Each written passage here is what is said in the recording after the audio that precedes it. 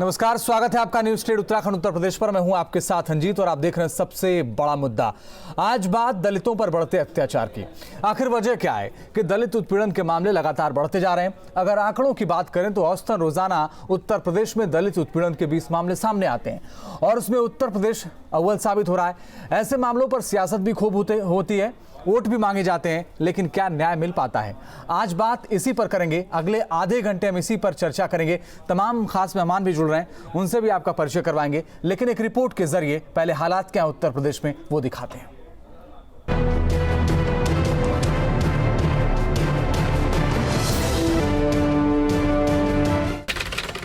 फिर से दलित पर अत्याचार। भागते हुए ढलते गए इनसे, तो चिल्लाए कि मुझे बचा लो, मर जाऊंगा। गोरखपुर में जिंदा जलाया। पेट्रोल हमारे ऊपर डाल रहे थे, हम उठ के भागना चाहें तब तक माचिस का तीली मार दी।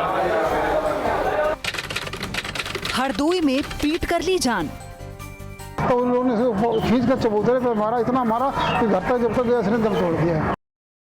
दलित उत्पीड़न की दो तस्वीरें हैं। पहली गोरखपुर की है, जहां चौरी चौरा के डुमरी गांव में 2 दलितों को जिंदा जला दिया गया। वजह बनी प्रधानी चुनाव की रंजिश, जिसके चलते दबंगों ने सनसनीखेज वारदात को अंजाम दिया। जबकि दूसरी तस्वीर है हरदोई की, जहां हरपालपुर के पिसनपुरवा गांव में एक दलित युवक की हत्या महज इसलिए कर दी गई क्योंकि उसने गांव के दबंगों के बुलाने पर उनके पास जाने से इनकार कर दिया था। लिहाजा दबंगों ने पीट पीट कर उसकी जान ले ली। वैसे दलित उत्पीड़न की ये घटनाएं कोई आज की नहीं है। बीते 1 महीने की बात करें तो यूपी में इस तरह के कई मामले सामने आए। कौशाम्बी में किशोरी को गैंगरेप के बाद जिंदा जलाया गया। वहीं मुजफ्फरनगर और बरेली में छेड़छाड़ से परेशान 2 युवतियों ने आत्मदाह कर अपनी जान दी। बरेली में प्रेम विवाह के बाद लड़की पक्ष के लोगों ने लड़के का घर फूंका। वहीं कौशाम्बी में किशोरी से गैंगरेप की घटना सामने आई। मऊ में रेप के बाद महिला को चलती ट्रेन से फेंक दिया गया। वहीं आगरा में घर में घुसकर महिला से दुष्कर्म को अंजाम दिया गया। वहीं आगरा में पशु चोरी के मामले में युवक को पेड़ से बांधकर पीटा गया। ये तमाम घटनाएं दलितों के साथ दलितों को लेकर हुई। हालांकि दलित उत्पीड़न के खिलाफ कड़े कानून और सख्त सजा का प्रावधान है, बावजूद इसके दलितों के साथ जुल्म ज्यादती के मामले जब तब सामने आते रहते हैं। दरअसल दलितों का इस्तेमाल सियासत में हमेशा से वोट बैंक के तौर पर ही किया जाता है। चुनाव की आहट के साथ ही नेताओं का दलित प्रेम जागता है। चुनावों के दौरान तमाम वादे होते हैं जो अक्सर कोरे ही साबित होते हैं। सियासतदान दलितों से महज वोट चाहते हैं, कोई सरोकार नहीं। लिहाजा दलितों का बड़ा तबका उपेक्षित ही रह जाता है। आर्थिक और सामाजिक तौर पर ताकतवर तबका सत्ता से अपनी नजदीकी का फायदा उठाकर अत्याचार करता है और अगर इस तरह के मामले सामने आते हैं तो आरोप प्रत्यारोप का दौर शुरू हो जाता है। और जब से ये समाजवादी पार्टी की अखिलेश यादव सरकार आई है, दलितों के पर हमले की जो संख्या है वो लगातार बढ़ती चली जा रही है और दलितों पर हमले हो रहे हैं, दलितों की हत्या हो रही है और उस पर कोई कार्रवाई होती नहीं है। देखिए, जब भी किसी की सरकार होती है, कोई जात बिरादरी धर्म मजहब के आधार पर किसी तरह की शासन में बैठे हुए आदमी की कार्रवाई नहीं होती है। जो भी गलत काम करता है सरकार उसके खिलाफ सख्त से सख्त कार्रवाई करती है। दूसरी वजह है हमारे समाज की सामंती मानसिकता। दलितों को मुख्यधारा से जोड़ने के सरकारी प्रयासों को यही मानसिकता पलीता लगाती है। एक अनुमान के मुताबिक देश के 27% से ज्यादा लोग किसी न किसी रूप से छुआछूत को मानते हैं। लिहाजा तमाम कोशिशों के बाद भी दलितों की सामाजिक हैसियत में कोई खास बदलाव नहीं हुआ। सवाल उठता है कि आखिर समाज में दलितों की स्थिति क्या है? क्या उन्हें समाज में तह तक बैठी वर्ण व्यवस्था की गुलामी से कभी आजादी मिलेगी या फिर भारतीय संविधान के मुताबिक समान अधिकार का हक सिर्फ किताबी जुमला बनकर रह जाएगा? हरदोई से प्रशांत और गोरखपुर से आशीष और लखनऊ से निखिल शर्मा के साथ bureau report, news state Uttarakhand Uttar प्रदेश।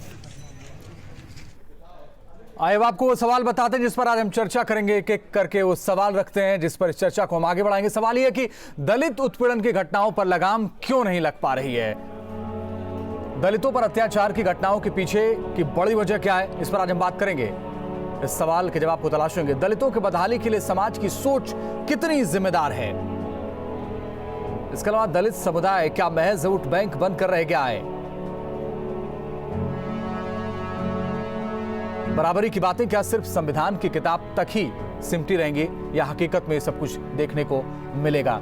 और इस पर बात करने के लिए हमारे साथ तमाम खास मेहमान जुड़ गए। मेरे साथ जफर अमीन साहब जुड़ गए हैं, गोरखपुर से समाजवादी पार्टी के नेता। इसके अलावा प्रकाश शर्मा जी हैं, भारतीय जनता पार्टी के प्रदेश प्रवक्ता हैं। और मेरे साथ स्टूडियो में मौजूद हैं सुनील कुमार सुमन जी, अम्बेडकरवादी विचारक हैं। आप सभी का बहुत स्वागत है। सबसे पहले जफर अमीन साहब, आपके पास आंकड़े तो यही बताते हैं कि जब से सूबे में आपकी सरकार आई तब से दलितों के खिलाफ अत्याचार के मामले बढ़े। आप नाकाम हो गए अपराधियों को रोक पाने में? नहीं, देखिए, आंकड़ा तो ये बता रहा है कि जब से केंद्र में भारतीय जनता पार्टी की सरकार आई है तब से दलितों के साथ बहुत जुल्म अत्याचार देश के अंदर हो रहा है। नहीं, आप केंद्र में बैठे हैं, आप राज्य में बैठे हैं? पार्टी शासित राज्य है साहब। नहीं, हम केंद्र में बैठे हैं, राज्य में बैठे हैं? नहीं, हम उत्तर प्रदेश की बात कर रहे हैं। तो आप उत्तर प्रदेश की बात कर रहे हैं। आप उत्तर प्रदेश की बात करिए। अंजीत भाई, आप ही उत्तर प्रदेश की बात कर रहे हैं। बिल्कुल। एक नंबर पर राजस्थान है दलित अत्याचार के मामले में। राजस्थान के नेता है, उत्तर प्रदेश के नेता ज्यादा हम आपको नहीं, हम उत्तर प्रदेश की बात कर रहे हैं, बता रहे हैं के प्रति है, बीजेपी के प्रति है। चौरा की घटना हुई है।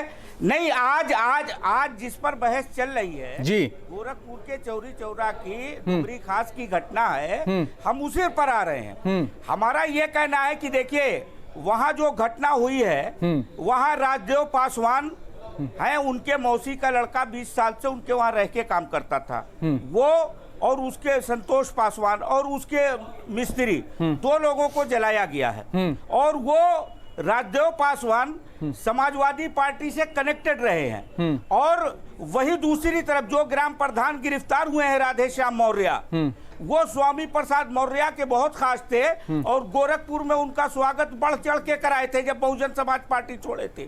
आज वो भारतीय जनता पार्टी के साथ हैं। उनके साथ अजीत यादव, कथा कहानी किससे परमानेंट दोस्त था, ये सुनाने से अच्छा ये आप बता देते कि अब तक अपराधी गिरफ्तार क्यों नहीं हुए? उसमें एक गिरफ्तारी, ये कथा कहानी से अच्छा आप ये बता दीजिए गिरफ्तारी कब होगी? दलितों के साथ अत्याचार जो है और जुल्म जो है एक सुनियोजित साजिश के तहत हो रहा है। ठीक है, ठीक है, मैं आ रहा हूं आपके पास।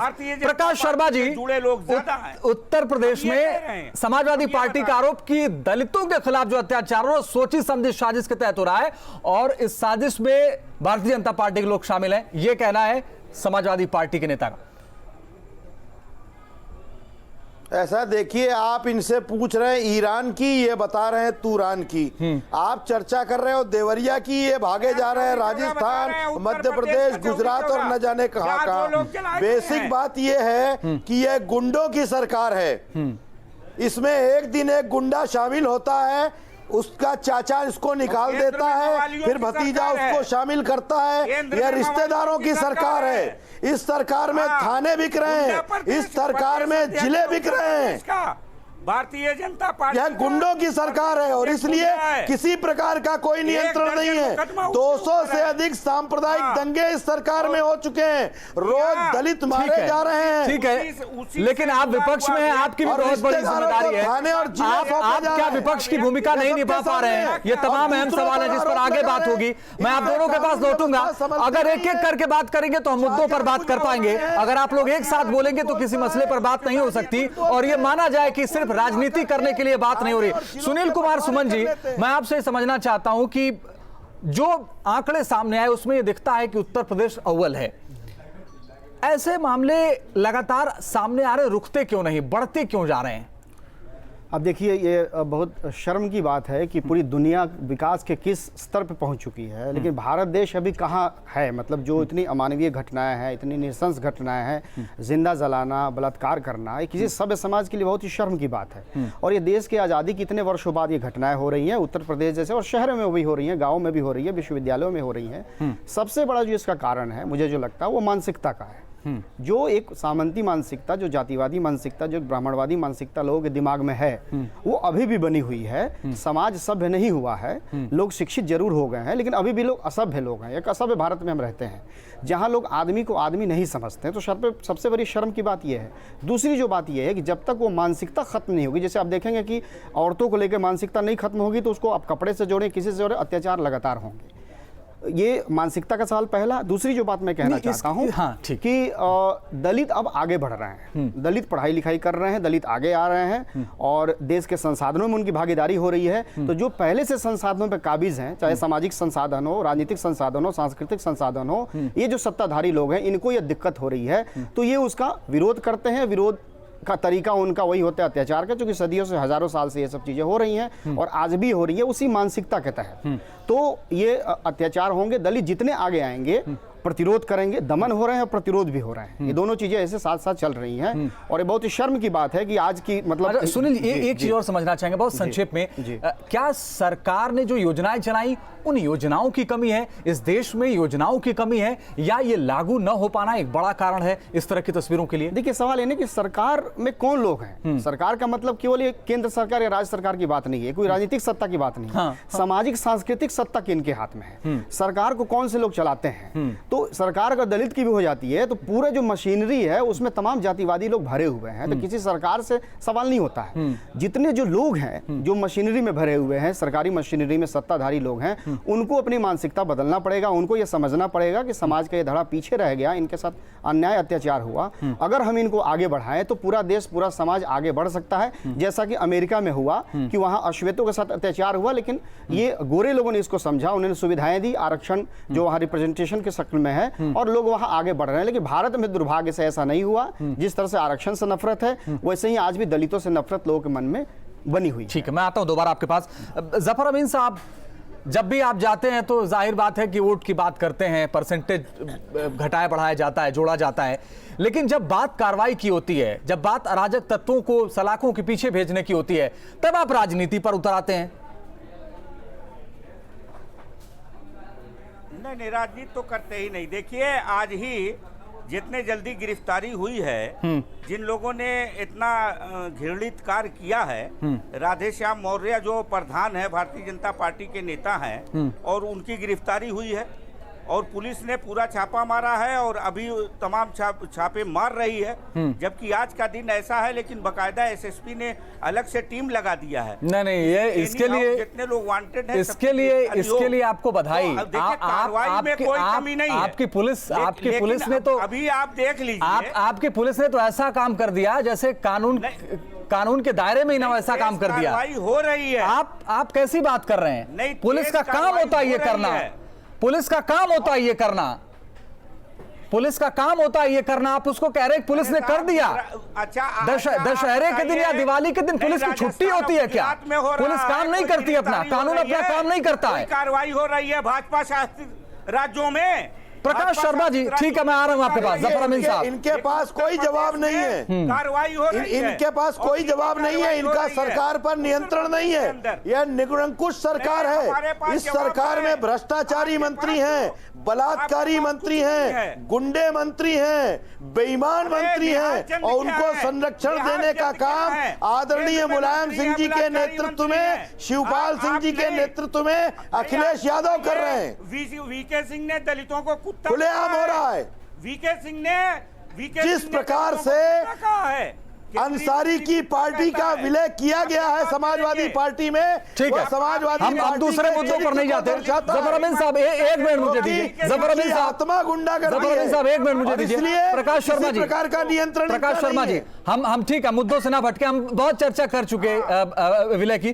प्रकाश शर्मा जी, एक सवाल है आपसे। 2014-15 में, एक मिनट जफर अमीन साहब, एक मिनट दीजिए, एक सवाल मुझे प्रकाश शर्मा साहब से कर लेने दीजिए। मुद्दे की बात कर लें साहब, कहाँ आंकड़ों में जाएंगे तो फंस जाएंगे आप, इसलिए हम उधर जाना नहीं चाहते। प्रकाश शर्मा जी, अनुसूचित जाति जनजाति सब प्लान के तहत केंद्र सरकार एक बजट देती है। वो बजट 2014-15 में 82,935 करोड़ का था, और आपकी सरकार के आने के बाद 2015-16 में वो 50,830 करोड़ का हो गया।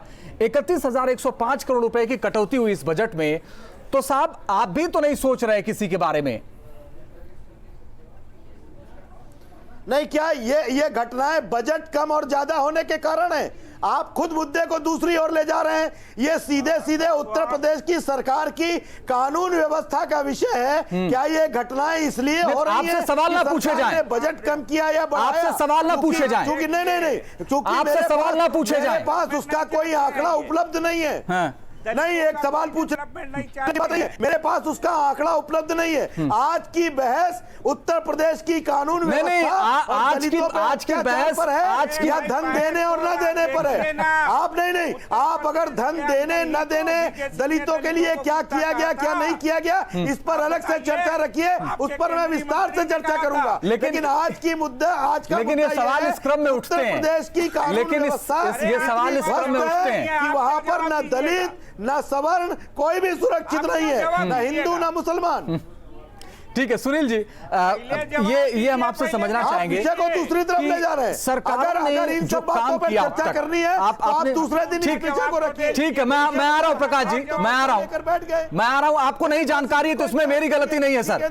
प्रकाश शर्मा जी, अगर आपको नहीं जानकारी है क्या बजट आता है क्या जाता है तो इसमें मेरी गलती नहीं है, आपको ये पता होना चाहिए। सुनील जी, नहीं, आपके बजट जब हम योजनाओं की बात करते हैं, आप मशीनरी की बात कर रहे थे, मशीनरी में जो लोग बैठे हैं वो संचालित करते हैं और चीजें बदल जाती हैं।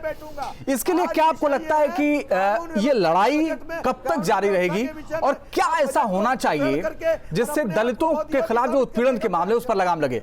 जी, जब तक भागीदारी नहीं होगी, सबसे बड़ा सवाल भागीदारी का है। क्योंकि दलित नहीं है, शिक्षा में दलित नहीं है, विश्वविद्यालयों में दलित नहीं है। जैसे जैसे विश्वविद्यालयों में दलित आ रहे हैं, विश्वविद्यालयों में भी उत्पीड़न हो रहा है। अब रोहित वेमुला की घटना, जो ये बीजेपी के जो नेता जिस तरह की बात कर रहे हैं, तो रोहित वेमुला की घटना तो बीजेपी की ही देन है, भाजपा की ही देन है। इनकी स्मृति ईरानी और वो बंडारू दत्तात्रेय ने मिला, जिस तरह से इन्होंने राजनीति, गंदी राजनीति की। अभी लखनऊ में बाबा साहब अम्बेडकर विश्वविद्यालय में 8 दलित छात्रों को निकाल दिया गया, उत्पीड़न जारी है। जब तक बड़ी संख्या में भागीदारी नहीं होगी, कम से कम जो संविधान ने जितने प्रावधान किए हैं, अगर उन प्रावधानों को ही सही तरीके से लागू किया जाए तो दलित जब आगे आएंगे, आदिवासी आगे आएंगे, जो पिछड़े समाज के लोग आगे आएंगे, मुस्लिम समाज के लोग आगे आएंगे, तो इनकी जब भागीदारी होगी तो एक सोशल एक डाइवर्सिटी आएगी, कह सकते हैं विविधता आएगी, सामाजिक विविधता आएगी। बिना सामाजिक वैविध्य के ये काम नहीं हो सकता है। तो जरूरी है कि भागीदारी बड़े से बड़े पैमाने पर की जाए, और यही कारण है कि बहुत सारे जो आरक्षित सीटें हैं वो तमाम जगह खाली आप देख सकते हैं। चाहे वो उत्तर प्रदेश की ही जो हालत है वो वही हालत तमाम सारे राज्यों की है। ये तो बहुत ही शर्म की बात है, ये कहने की जरूरत नहीं है। दलित उत्पीड़न वाले मानसिकता के हैं भारतीय जनता पार्टी के साथी हमारे। अरे आपकी सरकार दलित उत्पीड़न करा रही है, आप बहुत दलित शुभचिंतक बने हैं। अब इतने आपकी सरकार में ही दलित मारा जा रहा है, आपके पास कोई जवाब नहीं है। यह बात उत्तर प्रदेश की होती है, आप राजस्थान चले जाते हो, आप गुजरात चले जाते हो, आप केरल चले जाते हो, लेकिन उत्तर प्रदेश में क्या हो रहा है ये नहीं बताते। अगर अपराधों पर लगाम लग जाता तो शायद चर्चा की जरूरत ही नहीं पड़ती। गायत्री प्रजापति का भ्रष्टाचार आपको नहीं दिखाई देता, जिसकी जांच सीबीआई कर रही है। यादव सिंह का भ्रष्टाचार आपको नहीं दिखाई देता। 200 दंगे जो हुए वो आपको दिखाई नहीं देते दलितों के साथ। जफर अमीन साहब, अगर आप कार्रवाई कर लेते, अपराध पर लगाम लग जाती तो चर्चा की जरूरत ही नहीं पड़ती। सरकार कर रही है, कार्रवाई कर रहे हैं, कार्रवाई उत्तर प्रदेश की सरकार ऐसे गुंडों और बदमाशों को संरक्षण देने का काम कर रही है। ऐसे लोग बख्शे नहीं जाएंगे। ठीक है, प्रकाश भारतीय जनता पार्टी के गुंडे हैं, उनके खिलाफ तो और सख्त कार्रवाई करना पड़ेगा। गायत्री प्रजापति जैसे लोग बख्शे जाएंगे। 17 के चुनाव के नाते इस तरह की साजिश कर रहे हैं भारतीय जनता पार्टी के गुंडे। 2017 के चुनाव, लेकिन प्रकाश शर्मा जी, सपने में भी भारतीय जनता पार्टी दिखाई दे रही है। जातीय संप्रदाय को सपने में भी भारतीय जनता पार्टी दिखाई दे रही है। ठीक है सर, आप लोग सपने देखते हैं, दूसरों को सपने दिखाते हैं, बाद में उन लोगों के सपने आप लोग तोड़ते भी हैं। आप लोग खुद सपने देखिए, जनता को सपने दिखाइए और फिर जनता के सपने को तोड़िए। मेरे सवालों का कुछ जवाब भी दे दीजिए। प्रकाश शर्मा जी, आपके भी पार्टी के तमाम नेताओं ने अलग अलग तरीके के बयान दिए, चाहे आरक्षण को लेकर हो, चाहे दलितों को लेकर के हो। क्या इस समाज में ये ठीक बात है?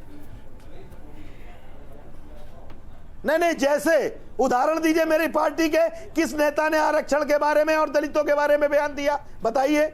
आप पहले उदाहरण से उसको स्पष्ट करिए ना। वीके सिंह नहीं, कई नेताओं ने ये कहा कि क्या जनरल वीके सिंह ने बयान दिया है? वीके सिंह अपने बयान का स्पष्टीकरण दे चुके हैं। जनरल वीके सिंह अपने बयान का स्पष्टीकरण दे चुके हैं, अनावश्यक बयानों की ओर मत जाइए। अब कह दीजिए बाद में माफी मांग। अरे दे चुके हैं, सुनिए जाकर के, आपने नहीं सुना तो क्या किया जाए? अब हम आप लोगों के पास थोड़ी देर बाद आएंगे और आप लोग आपस में लड़ते रहिए। सुनील जी, ये तस्वीर बदलने के लिए क्या जरूरी है? और देखिए, जैसा कि मैंने कहा, पहला सवाल मानसिकता का है। मानसिकता जब तक लोगों की नहीं बदलेगी तब तक ये उत्पीड़न नहीं रुकेंगे। और दूसरा सवाल, जो भागीदारी होनी चाहिए सारे संसाधनों में, खास तौर से शिक्षा में, जब तक भागीदारी नहीं होंगी, दलित आगे नहीं आएंगे, उनकी आर्थिक सामाजिक हैसियत नहीं सुधरेगी, तब तक लोगों को, जो लोगों के मन में एक नफरत है वो कम नहीं होगी। एक और चीज मैं आपको जोड़ना चाहूंगा, भागीदारी होने के साथ साथ लोगों में नफरत कम नहीं हो रही है। जैसे औरतों की भागीदारी है, औरतों के आगे आने से औरतों के खिलाफ उत्पीड़न बढ़े हैं, अत्याचार बढ़े हैं, जो 16 दिसंबर की घटना उसी का नतीजा है। लेकिन इसके साथ साथ औरतों में एक सशक्तिकरण की भावना आई है, औरतें ज्यादा पावरफुल हुई हैं। वैसे ही दलित जैसे जैसे आगे आएंगे, आदिवासी जैसे जैसे आगे आएंगे और तमाम सारे संसाधनों में उनका जो है एक तरह से प्रदर्शन होगा, उनकी सहभागिता होगी और एक तरह से वो दिखने लगेंगे, तब धीरे धीरे लोगों के मन में जो नफरत है वो मजबूरन कम होगी। इसके अलावा कोई चारा नहीं। तो क्या समाज को जागरूक होने की जरूरत है? समाज जागरूक होगा तभी ये तस्वीरें बदलेंगी, या आपका ये कहना है कि नहीं, हम लड़ते लड़ते जो है इस स्थिति को बदल पाएंगे, या वही एक रास्ता बचा है? नहीं, सबसे पहला तो अहम सवाल तो वही है, जागरूकता का है। आप देखें, बाबा साहब अम्बेडकर ने जो है एजुकेट, एजिटेट, यूनाइट, पहला ही शब्द उन्होंने शिक्षित होने की बात कही। तालीम सबसे ज्यादा जरूरी है। तालीम का मतलब होती है जागरूकता। तो जागरूकता और चेतनाशीलता जब तक नहीं है, आप देखेंगे उत्तर प्रदेश में कम से कम एक राजनीतिक जागरूकता बहुत बड़े पैमाने पर लोगों में आई है। लोगों में वो दमन के खिलाफ प्रतिरोध बढ़े हैं, विश्वविद्यालयों में प्रतिरोध बढ़े हैं, महाराष्ट्र में भी चेतना लोगों में आई है। जहां जहां चेतना आई है वहां दलितों की भागीदारी बढ़ी है और वहां दलित उत्पीड़न बढ़े भी हैं, लेकिन धीरे धीरे उनको कम होने की दिशा में बढ़ रहे हैं। तो चेतना फैलाने की जरूरत है, जागरूकता लाने की जरूरत है। और बाबा साहब अम्बेडकर जिस तरह का समाज चाहते थे, जिस तरह का संविधान कहता है, जिस तरह के समाज की परिकल्पना संविधान ने की है, उस तरह का समाज तभी बनेगा जब सबको समान रूप से अवसर दिया जाएगा। सवाल अवसर का है। ठीक है, जफर अमीन साहब, अवसर नहीं मिल पा रहा है, आप सरकार में कम से कम इतना तो आश्वस्त कर दीजिए कि साहब जो होगा वो कम से कम जनता के हित में होगा, वो किसी विशेष व्यक्ति के हित में नहीं होगा। होगी और हो रही है। आप देखिएगा चौरी चौरा की घटना में कितनी सख्त कार्रवाई होगी।